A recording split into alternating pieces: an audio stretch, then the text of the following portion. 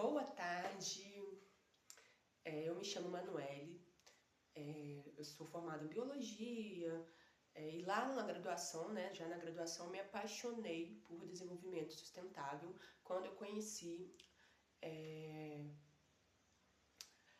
os conceitos, né, de agroecologia, mais especificamente agroflorestas. Então, assim, lá em 2018, quando eu ainda estava na faculdade, no final de 2018 eu me formei, mas no início de 2018 eu fui procurar algo para desenvolver o meu trabalho de curso e eu caí dentro do tema da agroecologia e também, mais especificamente, as agroflorestas. Então, desde então, eu caí num mundo assim, buf, que foi ouvindo muitas informações, tanto das questões agricultura sustentável, coisa ambiental, mas também do meu próprio ser, né, meu autoconhecimento, meu autodesenvolvimento muito mais baseado na natureza, no desenvolvimento natural, na minha integração com a natureza, né? Somos parte, somos a natureza, né? Somos a natureza viva em movimento.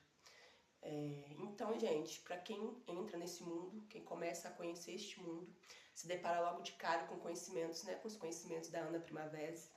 Ana Primavesi nos deixou há pouco tempo, né? Foi assim, uma mulher extraordinária, com um pensamento crítico e minucioso, muito detalhista, muito integrativo.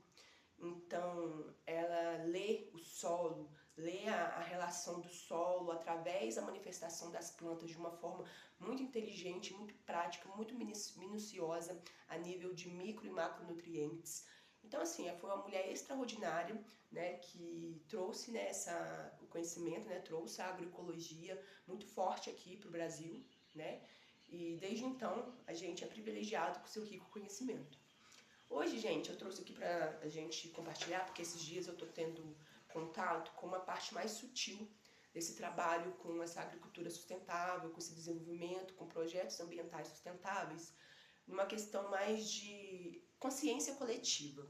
Não tão de forma tão técnica, como a Ana Primavesi traz, né, de uma forma muito técnica, mas ela também traz esse conhecimento mais sutil, mais coletivo, que leva mais uma reflexão, né, do nosso papel aqui. Então, gente, um dos livros dela, né, da série dela, é esse Manual do Solo Vivo, tá? Esse aqui é emprestado de uma amiga querida, Isabel, tá comigo. Que diz assim, né, já na capa do livro, Manual do Solo Vivo. Solo sadio, planta sadia, ser humano sadio. Ou seja, nós somos aquilo que nós ingerimos, aquilo que nós, né, vemos, escutamos, sentimos. Então, se nós nos alimentamos de plantas que são cultivadas em um ambiente extremamente pobre, com excesso dos macronutrientes, né, o NPK, nitrogênio, fósforo, potássio, naturalmente nós seremos seres mais frágeis e mais fracos, porque o nível, a diversidade de nutricional está muito limitada, muito baseada, muito diminuída. Então, gente, para termos plantas sadias, nós precisamos, em primeiro lugar, de um solo sadio.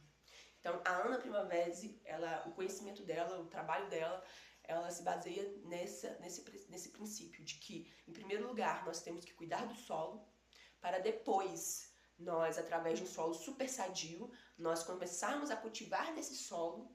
Então germinarão sementes super sadias, com o seu potencial máximo de funcionamento ali interno para metabolização, né, dos nutrientes, daquilo que funciona ali dentro das moléculas, né, dentro do desenvolvimento da vida vegetal. E quando nós, seres humanos, animais, ingerirmos esse alimento saudável, rico nutricionalmente e também energeticamente, vitalmente, nós seremos seres humanos muito saudáveis e sadios. Então eu separei pra gente um capítulo bem leve, nada técnico, mais para refletir, né, de número 28, que o título é A Agricultura da Não Violência. Então, gente, eu vou ler aqui para vocês, é um capítulo de uma folha só essa folha, um pouquinho do outro lado, então é bem pequenininho, tá? Mas que traz, assim, uma reflexão muito grande pra gente, enquanto seres humanos, enquanto coletivo. Para onde nós iremos caminhar se nós não desenvolvermos esse pensamento coletivo, né? Se a gente não parar, A gente não parar com a busca do supérfluo e focarmos no essencial, que nós não estamos fazendo enquanto seres humanos, né? Então ele diz assim: a agricultura em si já é uma violência às estruturas e aos processos da natureza e seus serviços ecossistêmicos vitais para a vida superior e a produção. Bom, gente, já de cara, ela já deixa claro. A agricultura, ela é uma violência às estruturas. Por quê? Porque para a gente fazer agricultura, nós precisamos mexer nas estruturas já existentes de um planeta que evolui há milhões, bilhões de anos. Esse planeta está evoluindo. Então ele criou seus próprios mecanismos de formação, de interação. E quando a gente para se tornar um espaço, fazer dele ali uma agricultura, nós vamos ter que mexer naquelas estruturas. Então, mexendo naquelas estruturas, a gente já modifica o trabalho ecossistêmico que aquele ambiente produz naturalmente. Então, por mais sustentável que seja, a gente sempre causará um impacto, né, nas estruturas dos ecossistemas quando a gente torna aquela terra agriculturável, quando a gente coloca naquela terra, passa a fazer produtos agrícolas naquela terra, né? A agricultura atual modificou radicalmente os ecossistemas, implantando sistemas mecanicistas, não naturais, com visão de curtíssimo prazo, a favor de lucros momentâneos, que destroem o solo, os cursos de água, o clima e o futuro da humanidade. Então, se a gente praticando uma agricultura muito sustentável, a gente já causa impacto, imagine a atual agricultura, a forma que a gente atualmente, em formas de massa, porque graças a um desenvolvimento da consciência, graças à luta de pessoas que há milhares de anos vem dando até a própria vida para manter aceso, né, esse pavio, essa luz sobre um desenvolvimento sustentável da humanidade, tanto ambiental, mas como também interno, pessoal, né, de autodesenvolvimento. Graças a essas pessoas, hoje em dia nós temos aí, graças a Deus, vindo uma luta muito forte em prol de uma agricultura sustentável, uma agricultura que reduz os seus impactos. Eles continuarão acontecendo, mas existe uma forma de compensá-los, de uma forma que não é compensar superficialmente, compensar de uma forma pela lei, é compensar de uma forma justa, justa para o sistema, justa para o ecossistema daquele ambiente, né? Imagina uma agricultura que não pensa em nada disso, né? As nossas terras estão tornando desérticas, o planeta está cada vez mais aumentando as terras improdutivas, né? As nossas águas cada vez mais impuras, graças a esse tipo de agricultura não sustentável, né?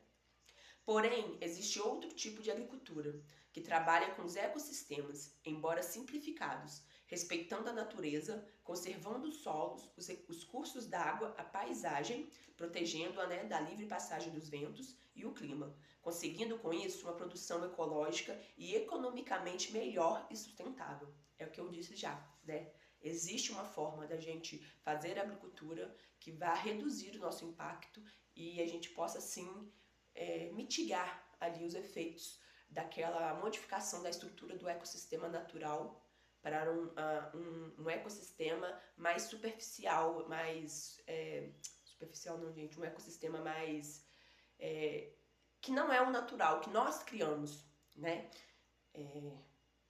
A base de toda a vida, de toda a produção vegetal no nosso globo é o solo. Como eu disse, o solo é a base da vida. Ele sustenta a vida. Um solo sadio mantém as plantas sadias e plantas sadias fornecem uma alimentação sadia, que mantém os seres humanos física e mentalmente sadios. É o que eu disse logo no início, né? E pessoas sadias, com espírito sadio, não destroem sua base vital e o ambiente em que vivem, mas o conservam. Não somente cuidam de seus solos e do meio ambiente, mas também de seus próximos, criando bem-estar e paz. Então, gente, a questão da alimentação saudável não é só a questão de alimentação ser saudável. O alimento também tem que ser saudável. E quanto mais saudável o alimento, mais saudável é o ser humano. E quanto mais saudável é as nossas estruturas físicas, mais saudável serão as nossas emoções e os nossos processos mentais. Porque se falta nutriente no nosso corpo, a gente não consegue mentalmente organizar muitas coisas, não funciona direito. Então nós temos déficits, né, de pensamentos, de cognição, de pensamentos do sistema nervoso, né, do autônomo, do parasimpático. Então, assim, gente, alimentos sadios e uma base de alimentação saudável mantém a saúde estrutural de todo o corpo, tanto físico quanto emocional, quanto mental e com certeza espiritual. Porque quando nós estamos sadios, temos pensamentos mais claros, que fluem de forma mais fácil, que a gente consegue entender porque estamos nutricionalmente saudáveis, espiritualmente, o nosso espírito, a nossa energia, ela emana algo mais positivo, ela busca por coisas mais positivas. E buscar por um alimento saudável é algo ótimo. Por mais egoísta que uma pessoa esteja sendo, quando ela fala sobre alimentação saudável, sobre alimento saudável, ela vai, de alguma forma, trazer um bem, né? Por mais egoísta que seja o pensamento de estar pensando só em si, quando se fala de alimentos saudáveis, de produção sustentável, para ter um alimento saudável, é automático que isso vai gerar um bem comum para toda a sociedade, né? Mokichi Okada prediz que este milênio será de paz, saúde e bem-estar. E tudo começa com um solo puro, sem venenos, vivo, sadio e produtivo para possibilitar homens com espírito sadio. Não são obras faraônicas que nos garantem um futuro radiante. Elas somente tentam encobrir todos os abustos, erros e destruições que tornam as previsões sinistras. O que eu entendi desse parágrafo, gente, é que a gente está focando muito no supérfluo. Então não adianta estruturas faraônicas, coisas muito bem elaboradas, monumentos muito bem construídos, casas cada vez mais modernas, aparelhos cada vez mais modernos, se a base da nossa existência está cada vez mais desgastada, mais pobre, que é o solo. Então, daqui uns dias nós morreremos, a sociedade, talvez a raça humana seja extinta e tudo isso continuará aí, né? As estruturas faraônicas continuarão aí de pé, mas nós não estaremos mais aqui para usufruí-las, não é? As atitudes que nos garantem um futuro radiante são o respeito ao solo, à natureza, ao meio ambiente e ao próximo. Enfim, o respeito à obra de Deus. O destino do indivíduo e do país sempre está relacionado com o grau de harmonia com as forças da natureza, com as leis da vida e do universo. Zaratustra, né, gente, que falou essa frase, que citou isso. Então, gente, o destino do indivíduo, né, e, consequentemente, o destino do coletivo, né, de todo um país, de todo um ambiente, do nosso planeta, está relacionado com o grau de harmonia com as forças da natureza, com as leis da vida e do universo. Então, gente, esse é o capítulo. O que eu queria deixar aqui, né, para finalizar essa conversa, será que nós somos capazes de deixar de lado essa busca incessante pelo material, pelo supérfluo, e começar a nos autoconhecer, a nos entender, a revelar esse espírito, a deixar falar essa alma que anseia por uma cura dentro da gente e tentar harmonizar as nossas atitudes, a nossa vivência em coletivo, em comunidade, para termos atitudes mais saudáveis, atitudes mais respeitosas com nós mesmos e com todo o resto da vida do planeta. Né? Nós não somos donos dos planetas, muito pelo contrário, o planeta existe muito bem sem a gente, mas nós não existimos sem nada que existe aqui, né? Então, a gente é codependente da natureza, do meio ambiente, nós somos dependentes da água, do oxigênio, do alimento, nós somos dependentes disso. Só que nós desviamos o foco do essencial, porque a gente não precisa pensar que precisamos viver só para o básico, para o essencial. Nós podemos viver e ter, todos nós, uma vida magnífica, entendeu? Porém, se nós não estamos fazendo o essencial, não adianta a gente focar no supérfluo, não adianta a gente focar em outras coisas, no ganho material. Nós precisamos focar no essencial. Quando nós focarmos no essencial, a nossa alma se curará e nós teremos uma vida muito melhor, muito mais saudável, muito mais harmoniosa, sabe? E pode ter certeza, para quem acredita ou não, dependente da sua crença religiosa. Se você tem uma crença religiosa, se você acredita em alma, em espírito, se você entende que nós estamos aqui de passagem, o preço será pago um dia. E qual será a dívida que você está acumulando aqui nesse planeta? Será que nós estamos realmente fazendo o possível para o bem comum? Ou estamos excessivamente pensando só em nós, deixando o nosso ego sobrevalecer sobre as coisas que são essenciais à vista da lei da vida, à vista da lei do universo, tá? Então eu encerro aqui com essa reflexão. E é isso, gente. Gratidão pela escuta, tá?